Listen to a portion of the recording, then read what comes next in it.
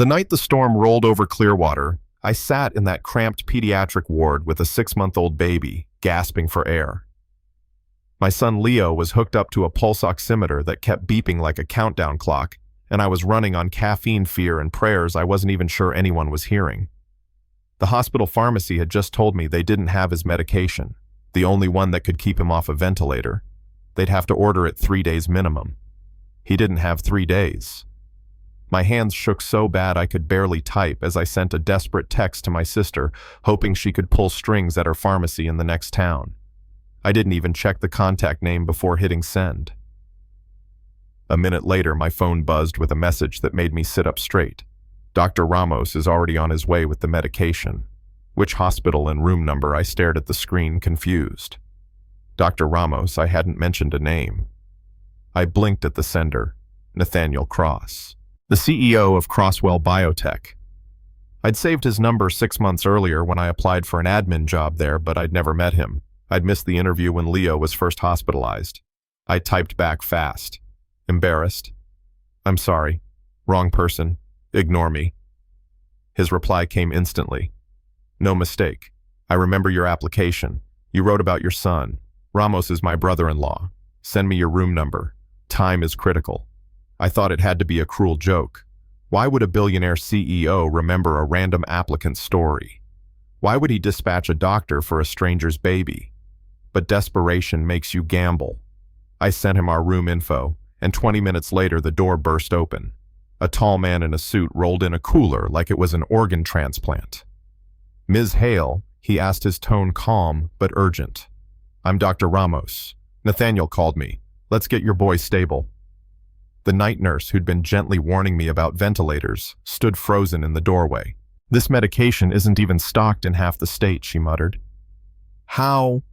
Connections, Ramos said briskly, already prepping the IV line. He didn't stop moving, didn't waste a second. Watching him work was like watching a firefighter pull someone from a burning building. Within minutes, Leo's tiny chest rose and fell easier, his oxygen levels climbing on the monitor. I sat there shaking, whispering thank you over and over. An hour later, as dawn pushed soft light through the blinds, my phone buzzed again. He's okay, Nathaniel asked. I typed back with tears blurring the keys. Yes, I don't know how to thank you. His response, no thanks needed. Focus on Leo. When you're ready, I'd like to talk about that job opening again. We need people like you. I'd been written off before just another single mom scraping by juggling shifts at 2 dead-end jobs. But this man, a stranger at the top of the corporate food chain, remembered my name from one desperate cover letter. 3 days later, Leo was breathing on his own, smiling again. I was still at the hospital when Nathaniel's wife, Isabel, walked in.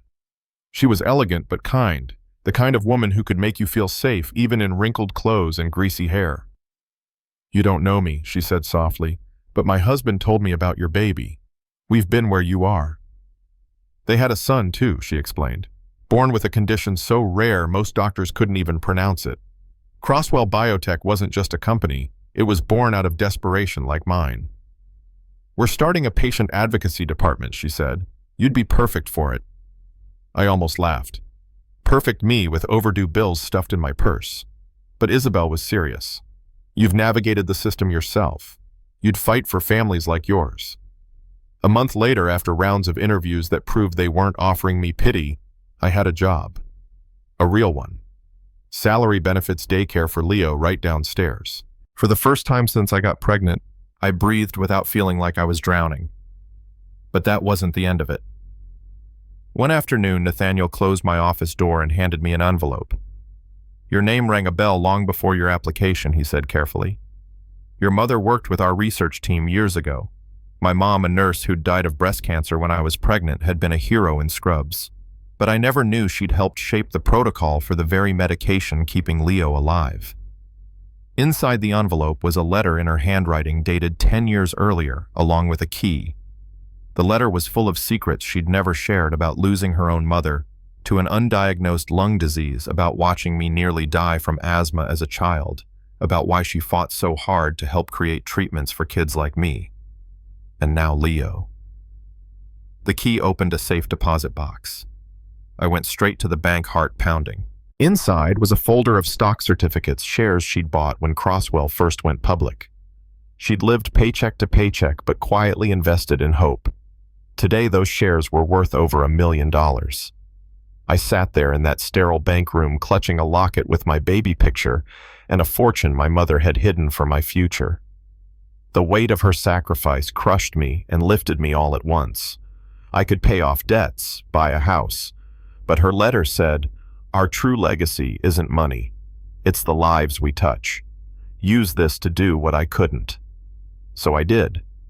I pitched Nathaniel a plan. Half the inheritance would start a foundation for families like mine if the company matched it. He didn't hesitate. We called it the Margaret Hale Initiative after my mom. The launch was 3 months later.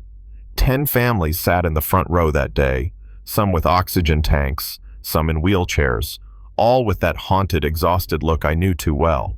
As I stood at the podium, I saw our first success story, a 7-year-old girl whose insurance had denied the same medication Leo needed. I'd fought tooth and nail, armed with Crosswell's legal team, and won. She waved at me with a shy smile. In the crowd was Dr. Noah Reyes, a quiet researcher who'd helped refine Leo's treatment. We met that day, but it felt like we'd known each other longer. He had the same calm, steady energy my mom used to have, and over the months that followed, he became part of our lives, first as an advisor, then as a friend, and eventually something more. 6 months later, I walked through the same hospital where I'd once sat, broken and terrified, clutching Leo's tiny hand. Only this time, I wasn't a desperate mom. I was cutting the ribbon on a brand new family support center fully funded by the initiative.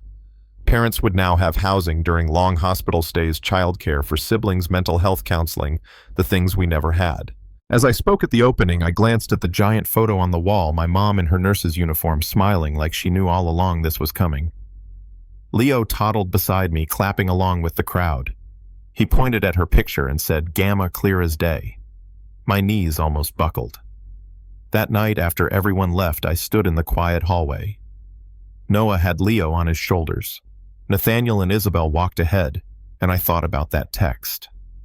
The one I sent to the wrong person that wasn't wrong at all. Maybe fate isn't magic. Maybe it's just good people refusing to look away. I still get messages from families we've helped. Some call me an angel. They don't know I was just a broke single mom who pressed the wrong name in her contacts. That mistake turned my life upside down in the best way possible. So, here's my question for you. If you got a text like that, a stranger begging for help, would you answer? Would you believe them? Or would you scroll past like most of us do? Tell me in the comments what you'd do, and if you think people with power should be expected to use it like Nathaniel did.